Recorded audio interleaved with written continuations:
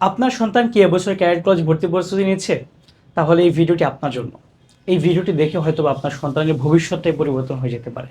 আপনারা অনেকে আমাদেরকে প্রশ্ন করেন যে, আমার বাচ্চাকে আমি কিভাবে একটা বিজ্ঞান বইয়ের একটা অধ্যায় পড়াবো? আমার বাচ্চা তো আসলে বিজ্ঞান বইয়ের একটা অধ্যায় পড়ছে, কিন্তু পরীক্ষা দিলে সে কি ভালো মার্কস পাচ্ছে না, তার মনে থাকছে না। মানে কীভাবে সায়েন্টিফিক্যালি পড়াশোনা করলে সে মনে রাখতে পারে। সো আজকের ভিডিওতে আমি দেখাবো কীভাবে আপনার সন্তানকে আপনি বিজ্ঞান বইটাকে খুব ভালো মতো পড়াতে পারেন, এবং এটিতে একাডেমিক এবং ক্যারিয়ার কলেজ ভর্তি প্রস্তুতির জন্য খুব বেশি কাজ লাগবে। সো আমরা একটা অধ্যায়ে যখন যাব, হ্যাঁ, আচ্ছা একটু বলে নিই, আমাদের কিন্তু একটা সিরিজ হচ্ছে, একটা প্লেলিস্ট হচ্ছে যে কোন বই আমরা কীভাবে পড়তে পারি। আজকে আমাদের এই সেকেন্ড ভিডিওতে আমরা বিজ্ঞান দেখাচ্ছি। এর আগে কিন্তু আমরা বাংলাদেশ ও বিশ্ব পরিচয় নিয়ে ভিডিও বানিয়েছি, এরপর প্রতিটা সাবজেক্টের ভিডিও আসবে। সো এখানে দেখেন, আমরা সায়েন্সের অধ্যায় 3 দেখলাম। এই অধ্যায় 3-এ কী নিয়ে আলোচনা করা হয়েছে? কোষ নিয়ে। আচ্ছা, আমরা যখন একটা চ্যাপ্টার পড়বো, আমরা আগের ভিডিও যে দেখে এসেছি কি, আমরা যখন পড়ার টাইমে আমরা কী করবো, আমরা হচ্ছে এইভাবে যে ইম্পর্টেন্ট লাইনগুলো আছে সেগুলো দাগাবো। স্পেশালি যদি কোনো সাল থাকে বিজ্ঞান বা হচ্ছে বাংলাদেশ বিশ্ব পর্যায়ের ক্ষেত্রে, এগুলো কিন্তু ইম্পর্টেন্ট জিনিস, এটা আমরা দাগাবো। প্রথমবার আমরা কী করব, জাস্ট গো থ্রু করবো একটা চ্যাপ্টারের উপর দিয়ে, মানে একটা চ্যাপ্টার আসলে কেমন বা কী আছে সেগুলো দেখব। এই যে আমরা দাগাচ্ছি যেগুলো ইম্পর্টেন্ট, তারপরে এইভাবে আমরা যাচ্ছি যাচ্ছি যাচ্ছি, এরপর আমরা আরও ইম্পর্টেন্ট জিনিসপত্র পাবো। এরপর আমরা গিয়ে অনেক ইম্পর্টেন্ট জিনিস পাবো, এই যে এরকম যে শুধু উদ্ভিদ কোষে কি কোষ প্রাচীর দেখা যায়। এভাবে আমাদের প্রথমবার কাজ হবে কি, অধ্যায়ের ছোট প্রশ্নের জন্য আগে সম্পূর্ণ অধ্যায়টাকে দাগিয়ে ফেলা। তারপর আমরা দেখব কি, ধরলাম আমরা দাগিয়ে ফেলেছি ছোটো প্রশ্নের জন্য, হ্যাঁ, যেমন হচ্ছে যে প্রোটোপ্লাজমের ভৌত কী বলা হয়, জীবনের ভৌতভিত্তি বলা হয়। তারপর এখানে কোষ ঝিল্লি আছে, সাইটোপ্লাজম আছে, নিউক্লিয়াস, দাগিয়ে ফেললাম আমরা। তারপর আমাদের কাজ হবে কি, স্পেশালি বিজ্ঞানের ক্ষেত্রে, বিজ্ঞানের মধ্যেও জীববিজ্ঞানের যে অংশটা আছে আর প্রাণীবিজ্ঞান, এইখানে আমাদের যেগুলো আছে, ঠিক আছে, উদ্ভিদ বিজ্ঞান আর প্রাণীবিজ্ঞান আমাদের যে স্পেশালি প্রাণীবিজ্ঞানের, এখানে আমাদের কী লাগে, স্পেশালি কোষের চ্যাপ্টারটার মধ্যে আমাদের এই যে দুইটা চিত্র আছে, উদ্ভিদ কোষের চিত্র আর প্রাণী কোষের চিত্র, এই দুইটা চিত্র খুবই খুবই ইম্পর্ট্যান্ট। এই দুইটা চিত্র আমাদের খুবই কাজে লাগে, এই দুইটা চিত্র আমাদের পড়তে হবে। তারপর হচ্ছে এই চিত্রটা আমাদের লাগবে, নিউক্লিয়াসের চিত্রটা। মোটামুটি এই 3টা চিত্র আমাদের খুব ভালো মতো আঁকিয়ে ফেলতে হবে, ঠিক আছে। এগুলো কিন্তু পরীক্ষায় আসার মতো 5 মার্কেও আসতে পারে এগুলো। কীভাবে আমরা করব? প্রথমত আমরা কি শর্ট কোয়েশ্চেন দাগিয়ে ফেলেছি, তারপর আমরা বড় কোয়েশ্চেন আসার মতো কী কী আছে সেগুলো আমরা দেখব। এই কাজগুলো কি গাইড ছাড়া করতে হবে, মানে আপনার সন্তানকে আপনি বলবেন যে তোমার কি মনে হয়, তোমার কি মনে হয় আসলে এই অধ্যায় থেকে কী কী আসতে পারে।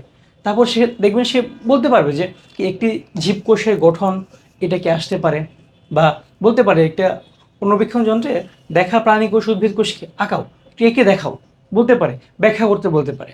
আর এই জিনিসগুলো যদি আপনার সন্তান ধরতে না পারে এখন একটি চ্যাপ্টারে গিয়ে, তার মানে কি তার প্রিপারেশনে কি ঘাটতি থাকছে। আমরা কিন্তু আমাদের ক্যারিয়ার অ্যাডমিশন যে ব্যাচটা আছে, আমাদের ব্যাচটা যদি একটু দেখায় আপনাকে, আমাদের এই ব্যাচে কিন্তু সপ্তাহে 5 দিন ক্লাস হচ্ছে, মাসে 4টা পরীক্ষা হচ্ছে, সাপ্তাহিক আমরা পড়া ধরছি, এবং আমরা কি ভাইবার জন্য কি শুরু থেকেই পূর্ণাঙ্গ একটা প্রস্তুতি নেওয়াচ্ছি। তাছাড়া আমাদের 1-to-1 মেন্টরিংয়ের ব্যবস্থা আছে, এক্স ক্যারেট টিচার প্যানেল আছে, মানে সবাই এক্স ক্যারেট, মানে আপনার সন্তানকে যারা পড়াবে তারা কি আগে থেকেই ক্যারেট কলেজে পড়াশোনা করে এসেছে, তারা জানে যে একজন ক্যারেটকে আসলে কীভাবে বানাতে হবে একটা ক্যারেট, হ্যাঁ। সো এই দেখেন, আপনি যদি চান আমাদের এই এই মানে আমাদের এই কোর্সটাতে ভর্তি করাতে বা এনরোল করাতে, অবশ্যই আপনি আমাদের এই হোয়াটসঅ্যাপ নাম্বারটাতে যোগাযোগ করবেন, অথবা আমাদের পেজে মেসেজ দিলে হবে। ইনশাআল্লাহ আপনাকে বিস্তারিত খুলে বলবো আমরা। আচ্ছা, যেখানে আমরা ছিলাম সে একটা অধ্যায় কি আমাদের যে স্পেশালি বিজ্ঞানের অধ্যায়, বিজ্ঞান বইয়ে যে অধ্যায়গুলো আছে সেখানে কি আমাদের ছবিগুলোও আঁকা শিখতে হবে, এগুলো খুবই ইম্পর্টেন্ট। সো আমরা আগের ভিডিওতে বলেছি যে একটা অধ্যায় যখন পড়বে, একটা অধ্যায় পড়ার পরে কি তার ব্রেন স্টর্মিংয়ের জন্য তাকে কী করতে হবে, মানে আমরা 20টা করে প্রশ্ন বানাবো। 20টা প্রশ্নের মধ্যে কী কী থাকবে, এর মধ্যে থাকবে কি 5টা ট্রু অ্যান্ড ফলস, মানে সত্য মিথ্যা কোয়েশ্চেন বানাবে সে। তারপর থাকবে 5টা কি ফিল ইন দ্য ব্ল্যাঙ্কস। তারপর থাকবে কি 5টা এমসিকিউ। এরপর থাকবে 5টা কি আমাদের শর্ট কোয়েশ্চেন, ঠিক আছে। এটা নিয়ে আমি বিস্তারিত ভিডিও দেবো যে একটা আসলে চ্যাপ্টার কীভাবে শেষ করা উচিত, শেষ করে কীভাবে এগুলো করা উচিত, এগুলো করবে।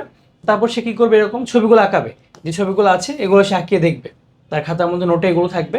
আর বড় প্রশ্ন কী আসতে পারে ডিটেলসে না লিখলেও ওইগুলো লিখে এবং সেটা কীভাবে উত্তর করতে হবে সেগুলোও কি লিখে ফেলা উচিত।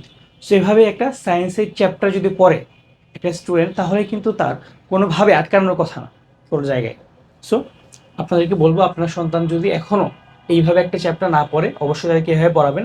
আর যদি মনে হয় যে আমাদের এই পড়ানোর পদ্ধতিটা ভালো লাগছে আপনার, বা এভাবে পড়ালে আপনার সন্তানের আসলে উন্নতি হতে পারে, অবশ্যই আমাদের সাথে যোগাযোগ করবেন। একটু দেখেন, এখনও কিন্তু মাত্র 3 মাস পার হচ্ছে, এখনও কিন্তু হাতে সময় আছে। গত বছর আমাদের কাছে শেষ 3 মাসে কিছু বাচ্চা ভর্তি হয়েছিল, তারা কিন্তু বলেছিল যে আপনাদের খোঁজটা যদি আরেকটু আগে পেতাম খুব ভালো হতো। সো আপনারা অবশ্যই দেখেন, ট্রাই করেন যে কিভাবে এই জিনিসগুলোকে কাটিয়ে ওঠা যায়। অ্যান্ড আপনারা অবশ্যই ট্রাই করবেন, যদি আপনার সন্তানের অবস্থা খুব খারাপ থাকে এখনও, সে এখনও প্রিপারেশন নিতে পারছে না ভালো মতো, অবশ্যই আমাদের এই পদ্ধতিটা ট্রাই করান, ইনশাল্লাহ ভালো করবে। ধন্যবাদ সবাইকে, আসসালামু আলাইকুম।